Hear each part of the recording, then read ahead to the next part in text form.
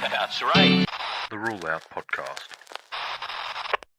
Welcome to another podcast, everyone. Today we're going to be talking about I would not have a clue.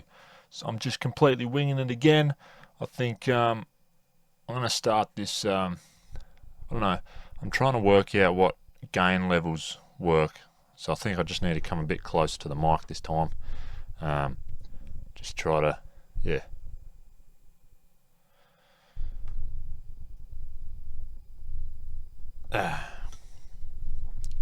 get that mic up in my face so everyone can hear me. Righto, today, hopefully there's no clipping. I'm just trying to make sure that I've started off on the right foot here. Not sure what the subject is today. I just wanted to get on and do a midweek podcast.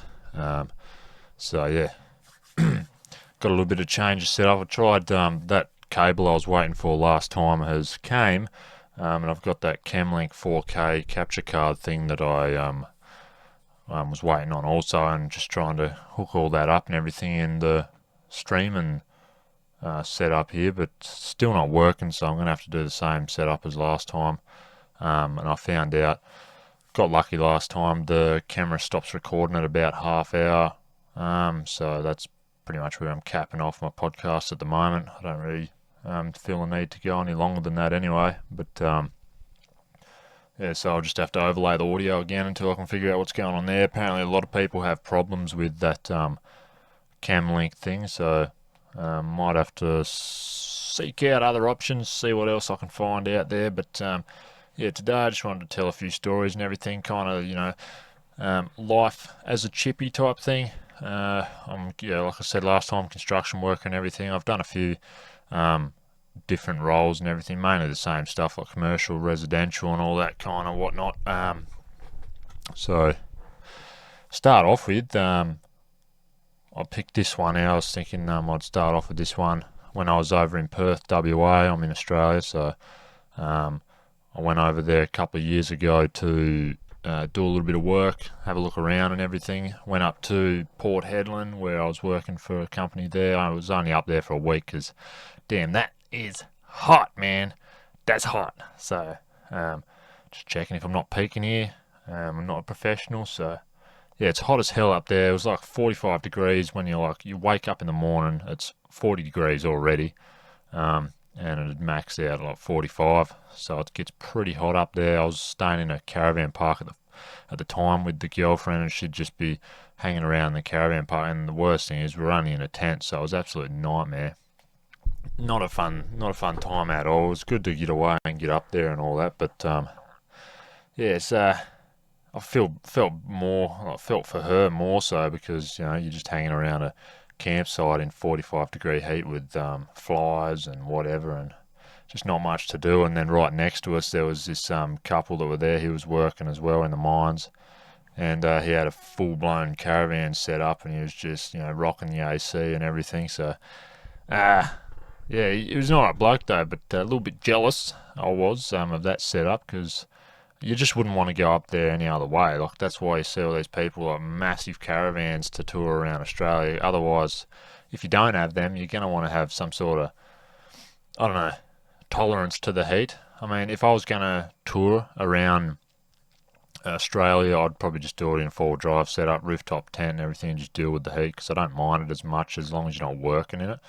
You can't really do much work in it either. I mean, when I was working over there for Pilbara Construction, I think it was, they had us doing this little bit of like form work. It was for a footpath at a school, and they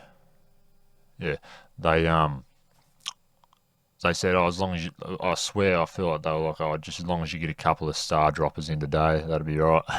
And that's pretty much like all I ended up doing that day, because you've got to wear all longs and everything. So you got, you got boots on, socks, obviously. Then you got your long sleeve shirt on, trousers. You got to have your hat, make sure you got sunscreen on, all that kind of stuff, because obviously the sun and all that safety stuff over there is a lot more serious because of that. And you can take as many water breaks as you want, type of thing. Like, everyone's got like these massive 3-5 litre water bottles that they're carrying around. So they don't expect much out of you over there. Like especially if you're new and they know you come from somewhere to that's relatively cooler than it is there in the heat. So that's fine. But yeah, it wasn't too bad doing the work. But we only stuck it out there for a week. I think we were in the caravan park for 2 weeks or something like that. It wasn't too bad. One of those national caravan. I don't know, I can't remember what it was, but there was like this little river that was next to it.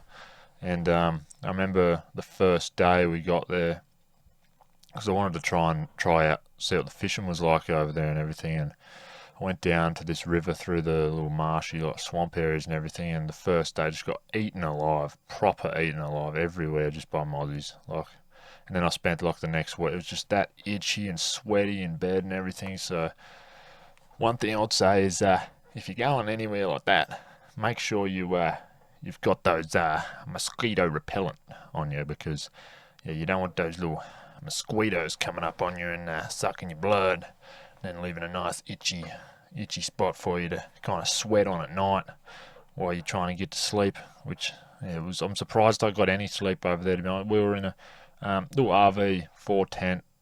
We just open all the blinds so you just have the fly screens there, so you get as much draft going through as possible. And then you've got we were just on a little blow-up mattress and everything. I tell you, like, you just wake up and like the mattress would be just like damp from sweat. And I know it's just trash, but so if you're going anywhere like that, you want to at least have some better setup. A caravan, I'd say, if you're staying anywhere, especially for work, or just try and find some sort of accommodation, because there's no way you're going to be able to stick that out for much longer than we did. Main reason we did actually end up heading back down to Perth way is just because my girlfriend at the time couldn't find work, and I just you just feel like you're just doing nothing at work. Like, there's no point. I don't know. I'm surprised. That's why there's not many people out there. Like, shortage of workers and everything. So we ended up heading back down to Perth. But before we did, I know one night we were sleeping there, and I woke up, and my girlfriend was like, "Oh, did you feel that and everything?" Like, "Oh, there was an earthquake apparently while we were up there." And then I just she'll be right. Earthquakes tend to make just before I went to bed. She's probably already she was already freaking out, I reckon. And then I had to put the cherry on top by saying, when earthquakes happen in the middle of the ocean, sometimes that's what creates a massive tsunami. And then I just went back to sleep, and she's just there. Oh, well, probably. Yeah, I don't know if she got any more sleep that night, but can't really worry about it until you're drowning, So yeah. So we went back down to Perth, which wasn't too bad. We had a real good time down in Perth. It was probably the highlight of the trip, apart from all the places we'd seen while we were driving and everything. So what we did to start off with to get over there, I sent my car with all my tools, and it was a massive risk. I don't know, I was just on impulse, Always been living on an impulse decisions and everything. So either that or I've got ADHD, but yet to figure that out. So I've shipped my car over, my Hilux with all my tools and everything, and whatever camping gear, 2 weeks prior before we flew over. And then we flew over from Launceston in Tasmania. And then we got over there, mate. And let me think.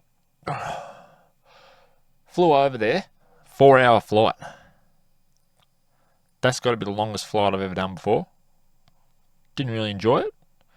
That's all I'll say about that. But got over there late in the afternoon. Some bloke was chilling. He had a cart. Tended to work out all right. Got lucky. No one flogged our shit or anything, so that worked all right.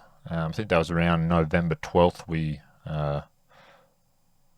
flew over there. So yeah, November 12th, 2021, we flew over there.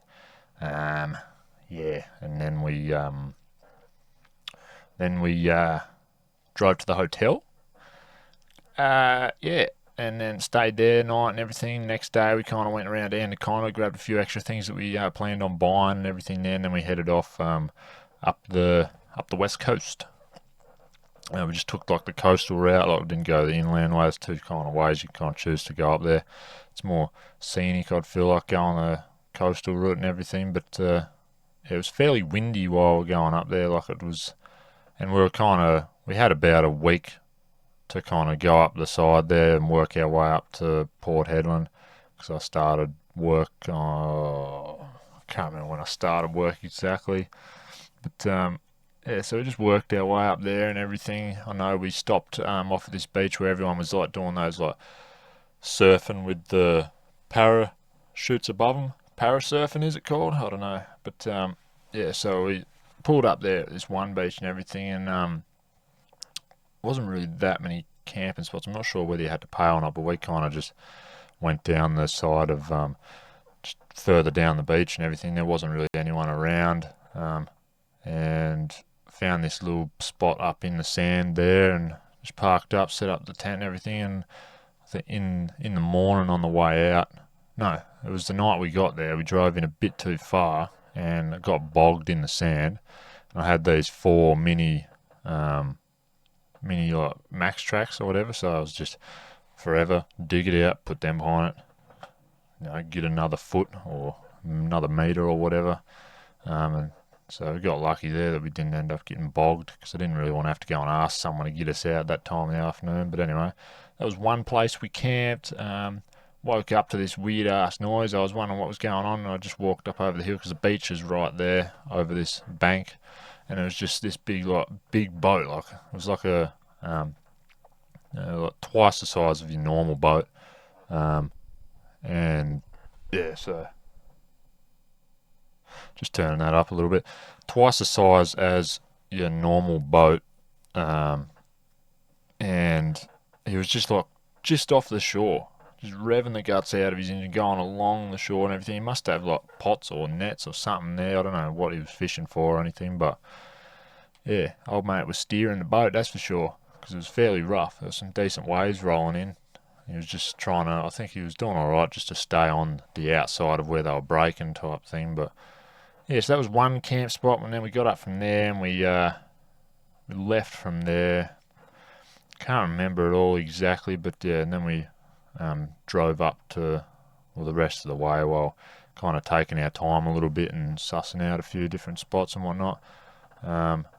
It did feel a little bit rushed and everything, just because I had that work on my mind and money at the time. So I'd say another thing is, like, if you're going on a working holiday, just you got to still kind of have a lot of money behind you, I'd say. Otherwise, you're just going to be stressing out a lot, like we were and everything, trying to get that money to make life easier. I mean, it's the same wherever you go, even at home. Money makes the world go round. So yeah, then we're up there, and then we decided to come back down to Perth after all what I said before, because that was a bit rough going up there. It was nice to go up there though. We the weekend there that we had before the work or whatever, because I think I started on a Friday, and I had the weekend off. So we drove up another hour and a half, yeah, past Port Hedland, and was just to go to this fishing spot I wanted to try out, and it was alright. It was like the bluest water. Wasn't too bad a day, fairly hot. It was still a bit windy, and yeah, we went up there, and I know after we did that, went back to this intersection, and we're sitting there. The whole plan was to get as far up as Broome, pretty much. Like, that was cool. We wanted to see Broome, but we're only another hour and a half out, and I was like, well, what we could do is, like, go up there, drive another hour and a half, just stay the night at least, then we can say we've actually made it to Broome, and it doesn't matter what we do, whether we go home or whatever, then we've made it up there. But I was like, no, look, we'll get back, sort everything out, and get ready for work and everything. But then we ended up going back down to Perth, and we never ended up making it up to Broome. So that was one regret of the trip. If I could go back, I would have just drove up there and back. So we've been up there to Broome and had a look around, but I'll get up there again someday in a little bit less stressful circumstances, I'd say. Yeah, so then we're back down Perth. I called someone on a Monday morning, and because easy to get a job over there if you're tradie. And he's like, oh, some bloke from the UK, Mark or whatever, and custom construction in Perth there. And he goes, oh, yep, I know you can start straight away and everything. And I'm just like, right, I'm leaving right now. I just walked off the job site in the morning, just told him, look, I'm going, see you later. Went back to the office, told him, see ya, going, whatever, and sorted out whatever I had to and headed off. And I was that keen to get out of there. Like every K that we drove out of that city, like, or Port Hedland, whatever you want to call it, it was just a relief. It was like, oh, you're kind of missing it a little bit because it was a fun spot. You got, there's Pretty Pool. It's a nice swimming hole there and whatnot. Like, the ocean kind of comes in, like the seawater comes in and joins up with the river that's coming down. But then when the tide goes way out, because there's massive tides up there, you're left with this really it's like a nice, warm, but still cool. And they call it Pretty Pool there, just a nice place to go swimming. Like you get little sharks in there and whatnot that we've seen, like swimming around and everything. But most of the time, nothing harmful's in there, and you just, you're sprinting towards it after work. We used to go there pretty well every day after work for that week that we're up there or whatever. Fair few people have big get-together parties there. There was one people there that one day there on the weekend that were having a fair crack of it, making a water slide and everything. So there was a bit of fun going on up there. I mean, obviously there's people that live up there full time and they're just used to that heat, but no, it wasn't for me. So, back down in Perth, and I think the first job they had me on down there was, I was just going around swinging a few different doors in schools and everything, like nothing too serious, and like they had me back on a residential job after that. And they we were using that blue metal steel framework or whatever it is to frame up the houses. That's what they use over there, and it was that hot. Working with that, doing mainly the frame was done, so we just spent this whole week on the roof, and no one knew what was going on. And it's 2 units, so 2 units that are right next to each other. And the wall, you got to clad the wall before you stand up this wall that makes them. It's like that close, right? So that's pain. It's just all everything. You got to wear gloves because if you pick up some sort of steel, you just singe your hands. It was that hot. So worked there for a little while and everything. From what I heard, I think they just scrapped that job because they were just subbing their guys out to help another company that had the job and just needed the labour or whatever. So they ended up just leaving that, I think. And then was on another couple of residential jobs. Met good mate Robbo over there. I don't actually know his real name, and he's probably going to see this podcast because I'll let him know that I've put it up. But I don't actually know your name. What's your actual name? Robbo. I know your last name's Robertson, but what's your first name? I think that's how it goes though with God. You just, you can know someone for 10 years and not even know their first name. But yeah, I better ask him that. So we ended up getting put on this high-rise building. It's probably the second highest high-rise in Perth, WA, to the Rio Tinto building there. And it was, our job was just to go down and replace these panels. They were the plastic panels in between the glass ones. So you rip off the old ones, put the new ones on and everything, and the way they access that is by swing stages and mast climbers. There's obviously a lot more going on in the building as well, new elevators, all this or whatever, but so I'll just run you through the first day there pretty well doing that. You just spend about half hour doing all your safety stuff, take fives, all that and whatnot, and then the first job is to, I didn't know what was in store for me on the day. I thought I'd just be working around just doing the scaffolding or whatever, nothing too serious. And then they brought us all up to the little induction area they had on the side of up on the side of the building. There was just a small swing stage, and it's just scaffold platforms that have been done up, and then they hang out over the building with 90 clips, tube and everything, and then they hang a cable off that which goes down to these little motors on each side of this little platform, and then they've got a little button up and down, and two operators have got to press them at the same time to go up and down at the same time so it doesn't go out of level. And anyway, we're up there and getting inducted on that and everything, and I only went probably like 5 metres off the ground, and I was like, what the fuck is going on here? I didn't sign up for this. Anyway, I'm not saying anything, no, I'm just doing what I'm told and whatever, and we got inducted, got the sticker on our helmet and everything, and then turns out I was going in one of them that day with Robbo, and so we walked around the side of the building. We had to go up the top, to the very top, and suss out these 2 scaffold platforms. So you go and inspect them first before you go and use it.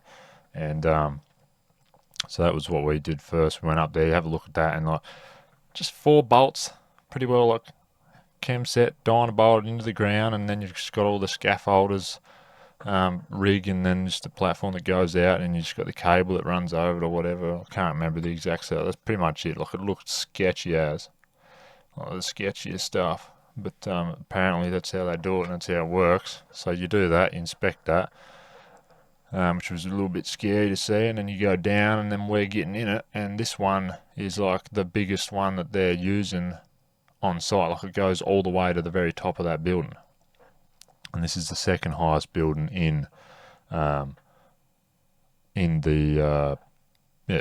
Rio Tinto in Perth. So it's fairly high, and I'm not bad with heights and everything, and I definitely had to buck up to be able to like do this. So we're up there, go up to the top, we're just working away and everything, and I think we came back down, and later on we went up after Smoko, and like far out, you get to a certain point where this, like, it's halfway up there and it just wants to blow you out off the wall, and like I'm just grabbing onto the glass, like, scraping your fingers along it, just trying to hold it onto the wall, and there's not really much you can do. But once you get up the top, and then you suction cup your thing in there and just pull the cables in, so it's more steady, then you're just there working with the best view ever, and it's not too bad. But this one time we went up there just a little bit too far, and we ripped out the power cord on the wall, and it was like, we didn't just pull it out and you can plug it back in, it wrecked it, and the electrician wasn't on site that day and he couldn't get there, so we had to do the emergency procedure, like manually descent or whatever. So we had to take the brake off that holds onto the cable slowly, so it slowly creeps down, but you can't do it too fast, otherwise it'll have a sudden drop and the skylock will grab in. So that's what happened to us, obviously. So we went up too far, had no power, had to come down, and it didn't take long, and then Robbo's just slipped a bit too far and then dropped like this. And then his skylock grabbed in, so he had to stand up on the side of the swing stage. I've got a photo of him doing it. If this was streaming, I'd be able to show you, but so he's there just wind up, because you've got to manually wind yourself back up and then undo the skylock and then start going down again. And luckily that only happened to us once doing that. It was fairly close to the top, so we just took it a bit slower that time. You only descend 2 windows at a time, so you don't overheat the brakes or whatever. And yeah, so that was fairly scary, but you kind of just got to keep your cool, and just, because you can't start freaking out, otherwise, you know, you're just going to make it worse for yourself. So yeah, we did that, and then as we were going back down, like the swinging stage is like, it tries to come out and swing around the building type of thing. I've seen so many dodgy like things happen to people that have been in them before, but tell you what, once I got on the ground, I was like, I'm never doing that again. And there was this Russian bloke that was like the site supervisor or whatever, and he's like, don't blame you. And I'm like, have you done it? He's like, nah, you wouldn't catch me in any of that. And I'm like, so I didn't have to go up there if I didn't want to. And he's like, nah. So yeah, wasn't doing that again. But I think that was further towards the end of me staying in Perth, and we actually headed back to Tassie after that, back across the Nullarbor, which was pretty cool. Drove all the way home down into Melbourne and got the boat back over into Tassie, and that was 21st of January 2022, so we're over there roughly 3-ish months or whatever the whole stint was. Didn't last as long as we thought, but it was a cool experience and everything. We just had a little rental in Perth there.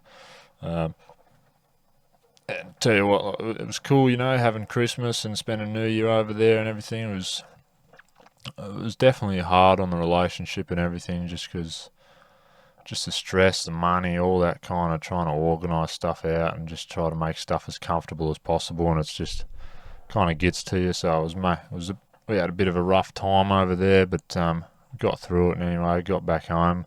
It was fairly fun. I really like Perth. It's a nice city. I feel like it's a lot cleaner and tidier than Melbourne.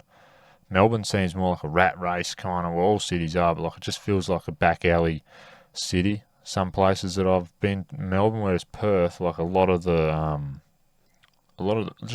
places, it's cool. It feels like a nice city, but there's definitely the darker places to it and everything, and the crimes, all that. But as there is everywhere, but it's definitely one of my favourite cities. It's nice. We went to a few stand-up comedy shows over there. I did a few as well. Didn't do too bad. I remember I stood outside one place for 3 hours waiting for my 5-minute open mic set, and just got eaten alive by mosquitoes again. And so yeah, we did a few over there, and that was good fun. The what else did we do over there? I don't know. It was nice. It was nice to a certain extent, waking up and just being able to have your window open, music playing, just cruising to work and everything. Because in Tassie, we don't really get that much heat down here. It's not really the best weather all the time. Like even now it's spring, but it's still exactly the same weather that we had all through winter. And it's like we got this massive storm just before, like pretty much as winter ended, it like started arcing up. So it's like you get like, all the seasons in like one day. You get down Tasmania, and we barely even get a summer. So that makes it really hard to stick around down here for your whole life. So I definitely want to go and have a look around other places, because it'd be good to get a place that isn't too hot, but like isn't always cold, just to get a summer or something, or spend at least a couple of weeks away during a summer, just or towards the end of our summer, so you feels like it goes a bit longer or whatever. That's what I'm thinking I'll be doing in the future, I reckon. So yeah, that's just a little bit of a story. Time that something I did a couple of years ago and everything. It was pretty fun. Learn a few cool things for it. Definitely seen a few cool places and everything. Got a bit of work experience over there. Met a few cool people. It was just all around good trip. And yeah, when we got back to Tassie, that's when I started my building business that I have now, construction company. I just do residential stuff and everything. So it's been running up pretty much since I got back. I went straight out working for myself and everything. I obviously subcontract out to other builders as well when work gets a bit scarce. So yeah, that's pretty much all I wanted to talk about this episode. We're coming up to the 30-minute mark, so the camera's probably going to cut off soon. So yeah, but hope you enjoy that little story and everything if you do end up tuning in and watching. So thanks for that, guys. Yeah, I'm not sure what the next episode will be about, but I'm sure it'll be something